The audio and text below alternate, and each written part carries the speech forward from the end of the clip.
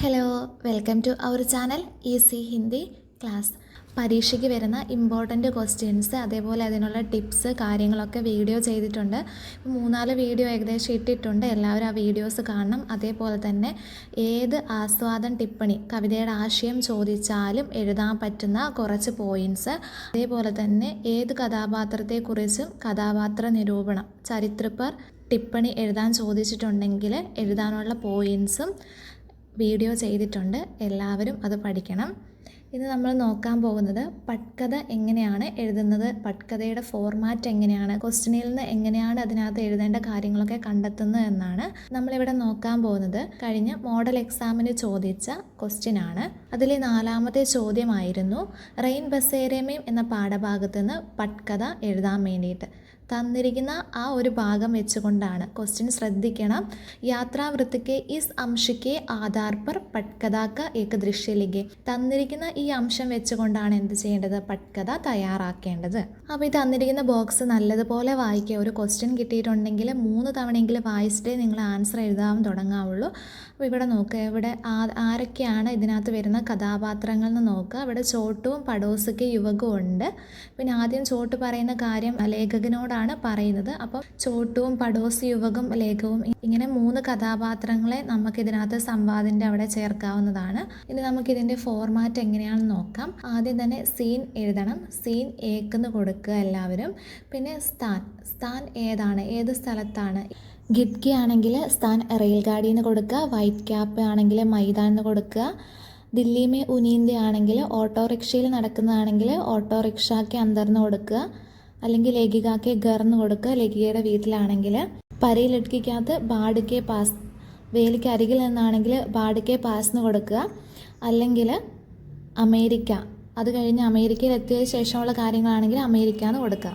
അടുത്തത് സമയമാണ് ചോദിക്കുന്നത്. ഇതിനകത്ത് പടോസക്ക് യുവകസെ കഹ രാത്തുക്കു ഏക്ക് പാഗൽ മേ ഹമെ ബഹുത്ത് പരേഷാൻ കിയ എന്ന് ഇതിനകത്ത് ഈ ബോക്സിൽ തന്നിട്ടുണ്ട്. അപ്പോൾ രാത്രിയിൽ ഒരു ഭ്രാന്തൻ വന്ന് ഞങ്ങളെ വളരെയധികം ബുദ്ധിമുട്ടിച്ചു എന്ന് അയൽക്കാരനായ യുവാവിനോട് പറയുന്നുണ്ട്. അപ്പോൾ ഈ സംഭവം നടക്കുന്നത് എപ്പോഴാണ്, രാവിലെയാണ് നടക്കുന്നത്. അപ്പോൾ സുബഹെന്ന് സമയം കൊടുക്കുക, ഏതെങ്കിലും ഒരു സമയം കൊടുക്കുക. അടുത്തത് പാത്രമാണ്. ശ്രദ്ധിക്കണേ, സ്പെല്ലിംഗ് മിസ്റ്റേക്ക് വന്നതാണ്.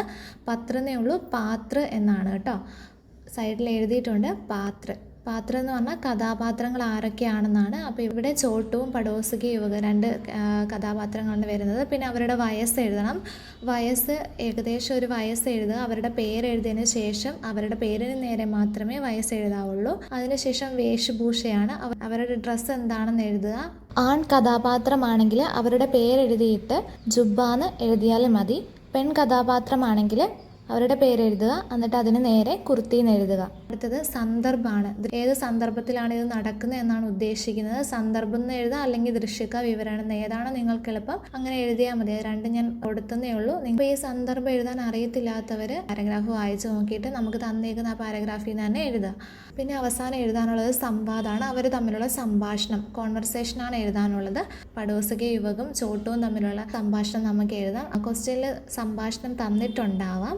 ഇത് മാത്രം എഴുതിയാൽ പോരാ, പക്ഷേ അതിനകത്ത് എന്തെങ്കിലും എഴുതാനുള്ള കാര്യങ്ങളൊക്കെ ചിലപ്പോൾ നിങ്ങൾക്ക് ക്വസ്റ്റ്യനിൽ തന്നിട്ടുണ്ടാവും. ഇവിടെ ആദ്യം ചോട്ടൂനെ കഹ എന്ന് പറഞ്ഞ് കൊടുത്തിട്ടുണ്ട്. ചോട്ട് പറയുന്നു ഉസ്നെ ഹമാരി കാനി കൗടി തക്ക് നഹി ലീ എന്ന് പറയുന്നുണ്ട്. അത് ചോട്ട് പറയുന്നത് ലേഖകനോടാണ് പറയുന്നത്. അതിനുശേഷം പിന്നീട് അവർ വാതിൽ തുറന്ന് പുറത്ത് വരുമ്പോഴാണ് അയൽക്കാരനായ യുവാവിനെ കാണുന്നത്. എന്നിട്ട് യുവാവിനോട് പറയാണ് പടോസക്ക് യുവകസേ കഹ, അയൽക്കാരനായ യുവാവിനോട് പറഞ്ഞു. ആരാണ് പറഞ്ഞത്, ചോട്ടുവാണ് പറയുന്നത്. രാത്തുക്കു ഏക്ക് പാഗലിനെ ഹമേ ബഹുത്ത് പരേഷാൻ കിയ, രാത്രി ഞങ്ങളെ ഒരു ഭ്രാന്തൻ വളരെയധികം ബുദ്ധിമുട്ടിച്ചു എന്നൊക്കെ പറഞ്ഞ് ഇങ്ങനെ പറയുന്നുണ്ട്.